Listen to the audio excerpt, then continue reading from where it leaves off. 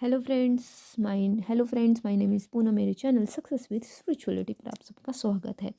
आज हम एनसीईआरटी जो 9th क्लास की ज्योग्राफी है उसका सेकंड लेसन कर रहे हैं, जिसमें से हमने कल जो है कुछ कुछ पार्ट्स कर लिए थे, जिसमें आपको मैंने प्रायद्वीप पठार के बारे में बताया था, उत्तरी मैदान के बारे में बताया था और आपका हिमालय वाले क्षेत्र के बारे में बताया था। ये जो है हम क्या कर रहे हैं, आपका मुख्य भौगोलिक वितरण कर रहे हैं भारत का, जिसमें हमने हिमालय कवर कर लिया, उत्तरी मैदान, प्रायद्वीप पठार कर लिया। आज हम ये 3 टॉपिक जल्दी से जल्दी कवर करेंगे। भारतीय मरुस्थल, ठीक है। अब भारतीय मरुस्थल के बारे में पहली चीज़ क्या है कि यहाँ पे किस प्रकार की वर्षा होती है और वहाँ पे किस कोई सरिता है यानी कि नदियाँ हैं, इसके बारे में पढ़ेंगे। जो थार का मरुस्थल यानी कि भारतीय मरुस्थल है वो कहाँ पर स्थित है, तो अरावली पहाड़ी के पश्चिमी किनारे पर क्या है, आपका थार मरुस्थल स्थित है। ये याद कर लेना, ठीक है। और वो कैसा मैदान है, भालू कह रही हूँ, बालू के जो टिब्बों से ढका हुआ एक तरंगित मैदान है। यहाँ पर जो है वर्षा कितनी होती है, 150 से मिलीमीटर से भी कम वर्षा होती है। कैसी जलवायु, शुष्क जलवायु है। इसकी वजह से यहाँ पे वनस्पतियाँ हमें बहुत ही कम देखने को मिलती हैं। यहाँ पे सरिताएँ भी हैं यानी कि नदियाँ भी हैं, जो वर्षा ऋतु में आपको देखने को मिल जाएंगी। और उसके बाद क्या होती हैं, वो जो नदियाँ होती हैं वो आपको वर्षा ऋतु में मिल गई, लेकिन बाद में वो उस बालू में विलीन हो जाती हैं। और यहाँ पर जो भारतीय मरुस्थल की जो सबसे बड़ी नदी है वो लूनी नदी है।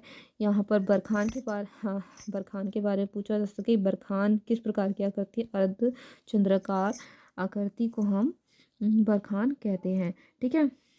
और फिर है तटीय मैदान पे जल्दी से आ जाओ। तटीय मैदान जो है, यहाँ पर हमने जो पश्चिमी तट है और आपका पश्चिमी तट और पूर्वी तट, ठीक है। पश्चिमी तट को हमने, जो पश्चिमी तट है वो कहाँ पर स्थित है, पश्चिमी तट का है आपके पश्चिमी घाट और अरब सागर जो है उसके बीच में संकीर्ण मैदान है, जिसको हम क्या कहते हैं, आपका पश्चिमी घाट कहते हैं। पश्चिमी घाट को हमने 3 भागों में विभाजित कर रखा है। उत्तर को हमने कोंकण मैदान, जिसमें बम्बई और गोवा आता है, मध्य भाग को कन्नड़ मैदान और दक्षिणी भाग को मालाबार तट। ये याद कर लेना ही ज़रूर आएगा कि पश्चिमी घाट को, जो पश्चिमी घाट का उत्तरी मैदान है उसको हमने कोंकण मैदान, ठीक है। ये रहा कोंकण मैदान, जिसमें बम्बई और गोवा आता है, मध्य भाग कन्नड़ मैदान और दक्षिणी भाग का है मालाबार तट, ठीक है। और जो पूर्वी भाग है आपका, उसके भाग पूर्वी में तटीय मैदान है, वो बंगाल की खाड़ी की तरफ एक चौड़ा मैदान है, ठीक है, समतल मैदान, जिसे हमने उत्तरी भाग को हमने उत्तरी सरकार के नाम से जाना जाता है, और जबकि दक्षिणी भाग को कोरोमंडल तट कहते हैं, ठीक है। जो पूर्वी जो आपका तटीय मैदान है वो उत्तरी भाग को हमने उत्तरी सरकार कह रखा है, और जो दक्षिणी भाग है उसको कोरोमंडल तट कहा जाता है। यहाँ पर कुछ नदियाँ हैं, कौन से, कहाँ पर, आपके पूर्वी तटीय मैदान में आपकी बड़ी नदियाँ जैसे महादेवी, गोदावरी, कृष्णा और कावेरी नदियाँ। और ये जो है क्या बनाती हैं, आपकी डेल्टा का निर्माण करती हैं। और जो चिल्का झील है यहाँ की एक महत्वपूर्ण तटीय मैदान है, ठीक है। ये याद कर लेना आप, चिल्का झील जो है कौन से तट पर है, आपका पूर्वी तट पर स्थित है। और ये क्या है, एक महत्वपूर्ण भू लक्षण है। चिल्का झील कैसे पानी की झील है, खारे पानी की झील है। और ये किस नदी पर स्थित है, महानदी का जो डेल्टा है उसके दक्षिण में स्थित है क्या, चिल्का झील। अब हमें द्वीप समूह हमारे 2 हैं, ठीक है। एक तो है आपका लक्षद्वीप, दूसरा है अंडमान निकोबार द्वीप समूह, ठीक है। और जो लक्षद्वीप द्वीप समूह है आज जो हम लक्षद्वीप जानते हैं, पहले हमें उसे किसी और नाम से जानते थे, जैसे लक्षद्वीप, मिनिकॉय और एमिन द्वीप, ठीक है। हमने लक्षद्वीप कब इसका नाम रखा था, 1973 यानी कि 1973 में, ठीक है। और ये कितना चौड़ा है, कितने वर्ग में फैला हुआ है, ये 3200 वर्ग किलोमीटर में फैला हुआ है। यहाँ की प्रशासनिक मुख्यालय कौन सा है, करावती द्वीप है, ठीक है। यहाँ पर पितली द्वीप जो है वो कौन से द्वीप में स्थित है, आपका लक्षद्वीप में स्थित है। ये क्या है, एक अभयारण्य है। अब हम उत्तर की तरफ चलते हैं कि जो बंगाल की खाड़ी की उत्तर की दक्षिण की तरफ फैले हुए श्रृंखलाएँ हैं, वो जो बहुत ही मैदान में बहुत ही बड़े आकारों में फैली हुई हैं और बिखरे हुए हैं, तो हमने उसको नाम दिया हुआ है अंडमान और निकोबार द्वीप समूह। जो अंडमान निकोबार द्वीप समूह है वो उत्तर में जो आपके द्वीप हैं उसको हम अंडमान, और दक्षिण में जो द्वीप है उसको हमने क्या नाम दिया है, निकोबार।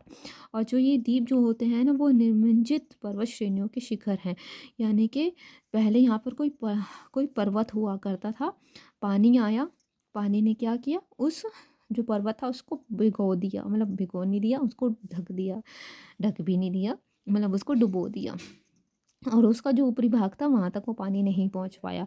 तो आज हम जो अंडमान निकोबार द्वीप समूह देखते हैं वो उन पर्वत श्रेणियों के क्या हैं, शिखर हैं। ठीक है, यहाँ पर बहुत ज़्यादा आपको जैव विविधता देखने को मिल जाएगी, चाहे वो पादप हो चाहे वो जंतु हो। ठीक है, और क्यों, क्योंकि यहाँ पर जो है विषुवत रेखा इनके समीप ही है, और यहाँ की जो जलवायु है वो किस प्रकार की है, विषुवतीय जलवायु है, और यहाँ पर बहुत ज़्यादा घने जंगल है।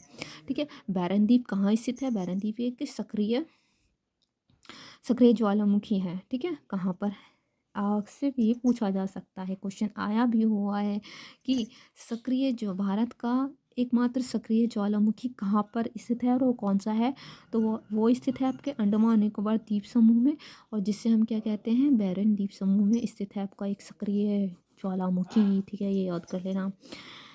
बस आज की क्लास में इतना ही, इसी में से जो क्वेश्चन है, हाँ ये क्वेश्चन तो रहेंगे। हाँ, प्रवाल किसे कहते हैं ये याद कर लेना। प्रवाल के प्रकार कितने हैं, तो प्रवाल जो होते हैं, हाँ, प्लॉपिस कम समय तक जीवित रहने वाले सूक्ष्म प्राणी होते हैं जो समूह में रहते हैं, और इनके विकास जो है ना वो छिलछिले और गर्म जल में होता है, और इनसे किसका रिसाव होता है, कैल्शियम कार्बोनेट का रिसाव होता है। और ये मुख्यतः कितने प्रकार के होते हैं, प्रवाल रोधिका, तटीय प्रवाल वृत्ति और प्रवाल विलय द्वीप, ऑस्ट्रेलिया का ग्रेट बियर रीफ। ठीक है, ये याद कर लेना इस तरह से। हाँ, प्रवाल जो है विलय द्वीप गोलाकार तथा हाशियाकार वाले रोधिका होते हैं। तो आज की क्लास में इतना ही। ज़रूर आपको ये इनमें से ज़रूर किसी ना किसी एग्ज़ाम में आपको ज़रूर देखने को मिलेंगे, खासकर डीएसबी केवीएस और जो आपका एसएससी वगैरह जो एग्ज़ाम होते हैं उसमें आपको ये इनमें से ज़रूर क्वेश्चन देखने को मिलेंगे। तो please like share and subscribe please. Thank you.